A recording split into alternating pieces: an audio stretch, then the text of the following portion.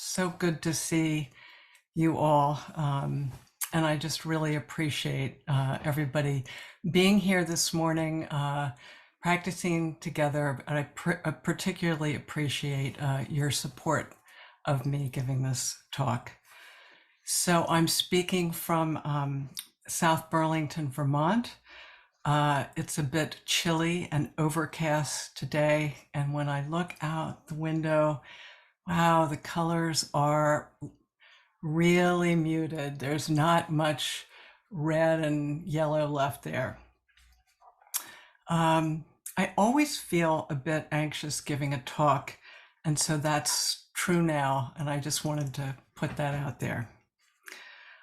I've been thinking a lot about friendship since I moved with my husband to South Burlington, Vermont, a year ago exactly on November 1st. We hardly knew anyone when we moved here.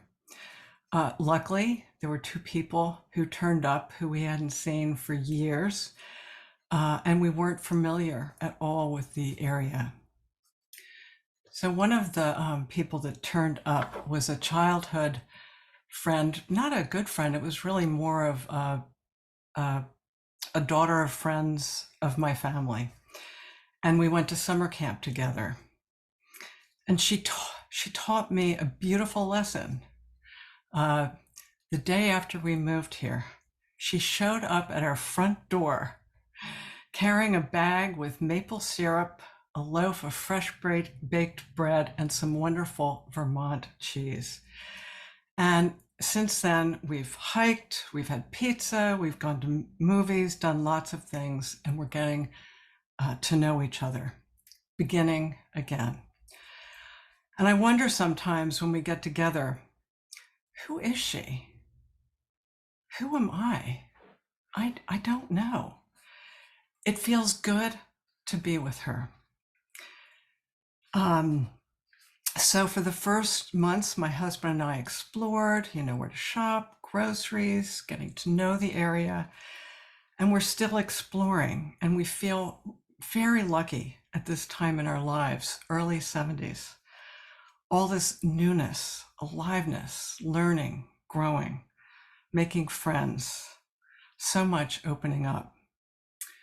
My husband's starting to work an after retirement job at UVM Medical School as an actor, playing the role of patient with a medical condition to groups of students who are in training to be doctors. Acting was his first passion, now returning. And I've been onboarded at UVM Medical Center and beginning to volunteer in a program called HELP, which helps elder patients who are hospitalized and their families who are very challenged due to the conditions and causes. So I miss my hospice chaplaincy work, and I'm excited to begin this new chapter. Endings and beginnings, over and over. Our Zen practice teaches us that we're actually always on the road, leaving home, moment to moment. We don't know what's coming in the next moment. In the Zendo, we're instructed to pay attention. In breath, out breath, leaving home, returning home, leaving, returning. Zen practice helps us to develop attention and presence, to be here now. The terrain is always new, even if it looks familiar. A few nights ago, my husband and I listened to a lecture. We were sent a link. The talk was given by Mark Schultz, PhD, co-author of the book, The Good Life, Lessons from the World's Longest Scientific Study of Happiness. I have to say, I was a bit skeptical. Happiness, it sounds like a little bit soft. The lecture was excellent. It was scientifically driven. Schultz has been associated with the Harvard Research Study for 20 years. The study has been ongoing for decades, intergenerational, with a limited number of families, and he is a psychoanalyst. His message, after presenting a number of case studies, was that happiness is about connection, relationships, community, and belonging. It's about friendship, caring for oneself and caring for others. It's about intimacy. Roshi Enkyo once said in a talk a good number of years ago, but I've never forgotten, self-compassion is compassion for others. We could say that you have to befriend yourself to befriend others. And then earlier this week, David Brooks wrote in an article in the New York Times, "Give the gift of your attention." In it, he said, ask better questions, really listen, be vulnerable, make others feel known, the essential skills for being human. His article was a guide to how to be a good friend. And I'm reminded of the adage, to have a friend, you have to be a friend. When I came into Zen practice years ago, I felt immediately that I was in the right place at the Village Zendo with Roshi and the wider community. I came initially for the Buddhist chaplaincy training that was offered there back in 2007. I had no idea then, in a deeper sense, what brought me to Zen and what might unfold. I would not be the same person that I am now without my Zen practice and the Village Zendo community. The Zendo, our Sangha, our practice, it's offered me a place, a way, tons of support to learn and grow, to heal. I can say now, to heal into being more fully human and being a better friend. And I can say that having considered that I was an introvert and spent a lot of time in my room alone as a young person. And this has taken a long time. And I'm so thankful to have found the Village Zendo. So now let's take a look at case 6 in the Book of Serenity. MAZU'S Black and White. The case. A monk asked Great Master Mazu, apart from the 4 propositions and beyond the 100 negations, please directly point out the meaning of living Buddhism. Or to put it another way, point out the meaning of Bodhidharmas coming from the West. The Great Master said, I'm tired today and can't explain for you. Go ask Zizang. The monk asked Zizang. Zizang said, why don't you ask the teacher? The monk said, the teacher told me to come ask you. Zizang said, I have a headache today and can't explain for you. Ask Brother Hai. The monk asked Hai. Hai said, when I come this far, after all, I don't understand. The monk related this to the Great Master. Mazu said, Zhang's head is white, Hai's head is black.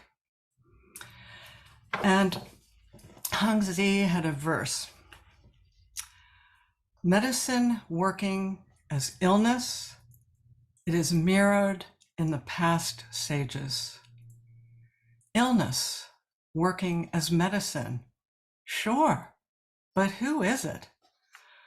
Whitehead, blackhead, capable heirs of the house. Statement or no statement, the ability to cut off the flow. Clearly sitting, cutting off the road of speech. Laughable is the old ancient all at Vasily. So, Master Matsu was a great Chan master in the Tang Dynasty, student of Nanye. He had over 100 disciples, and he offered transmission to. It is said his appearance was remarkable. He strode along like a bull and glared about him like a tiger. If he stretched out his tongue, it reached up over his nose. On the soles of his feet were imprinted 2 circular marks. He was known for being unconventional, for waking up students with hits and shouts, silence. He is known for his direct insight into Buddha nature. Jisei and Hai were his well-known disciples, well-versed in the Dharma, living and practicing together in Matsu's community. So the 4 propositions and the 100 negations, I'm not really going to go too much into that, because as the monk said, please directly point out the living meaning of Buddhism. And the 100 negations and the,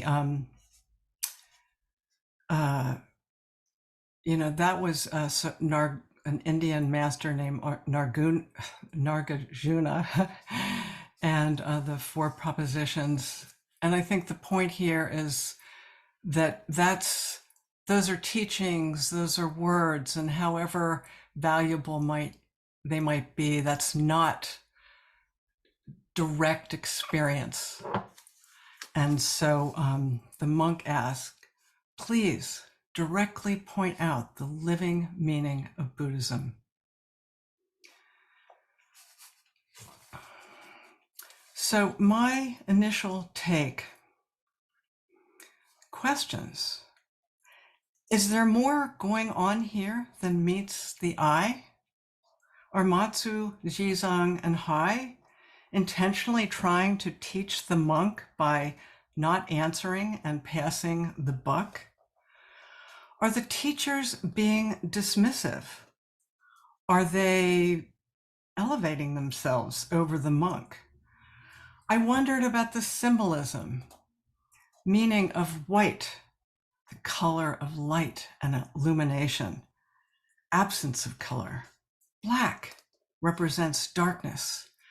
The dark well of our being contains all color. The relative and absolute, 2 sides of the same coin. How to pass through the gateless gate of non-duality. Words, words, words, concepts, a tangle of meaning making that I so oftenly engage in that's not helpful.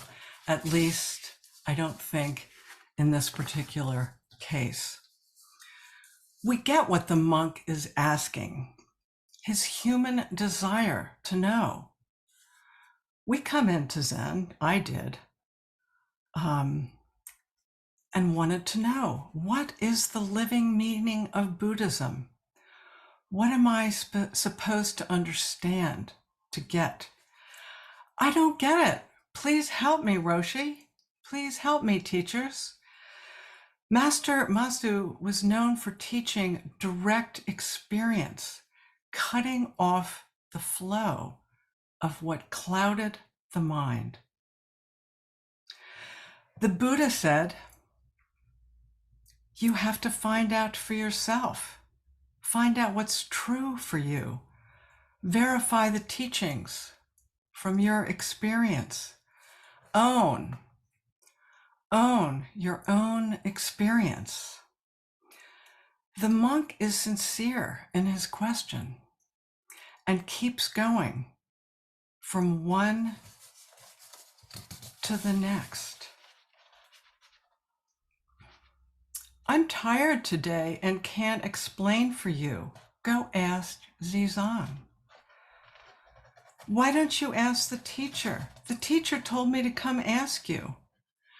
I have a headache today and can't explain for you. Ask Brother Hai. When I come this far, after all, I don't understand. Zong's head is white, Hai's head is black.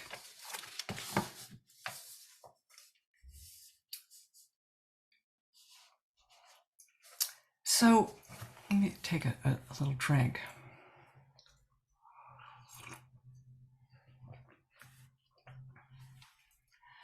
Each answers in his own way. I'm tired today and can't explain. I have a headache. When I come this far, I don't understand. Can we take these teachers at their word? Truth-telling, being themselves, their experience in the moment? Tired, sick with headache, don't understand. Hi! In the verse, medicine working as illness, it is mirrored in the past sages. Illness working as medicine. Sure, but who is it? I don't know. The hit, the shout, the silence. What's real? What's not? What does it mean? I don't know. Hi! Master Matsu, Jisei, and Hai answering, offering their body wisdom. Tired, sick with headache, don't understand. The monk went back to Master Matsu. Matsu said, Zhang's head is white, Hai's is black. From the verse, Hangzi affirms, capable heirs of the house. Zhang's hair is white, Hai's hair is black. It is what it is, each unique, different. Master Matsu, Zhang, and Hai, the monk, each unique in their own experience, teaching and learning from each other. Community, friends, together, practicing. As we hear now in our Zoom boxes, each unique in our own experience of this moment, together, in friendship, in community, supporting each other, encouraging each other to pay attention. Be present, show up, don't get stuck, don't hold back, strip away the non-essential. My sense of Matsu, Zhang, Hai, and the monk is that they are friends. Sangha, on the path together, as we are now practicing. They're showing us how to show up simple, authentic, real, on the ground in their ordinary lives. Teachers and students, students and teachers, not stuck, flowing beyond right and wrong. So there's a line in the verse which really speaks simply to me of this case, the message of this case. Clearly sitting, cutting off the road of speech. Clearly sitting, cutting off the road of speech. We often hear in Zen that we can think of our minds as a clear sky. A cloud floats by. Notice and allow it to pass. Return to the clear blue sky. Our practice, zazen, cutting off thoughts, is how we get unstuck and flowing again. Zazen is at the heart of how over time we learn, grow, and heal, become more real, how we become more fully human and better friends. Being present is being alive in our lives. And how we live is how we die.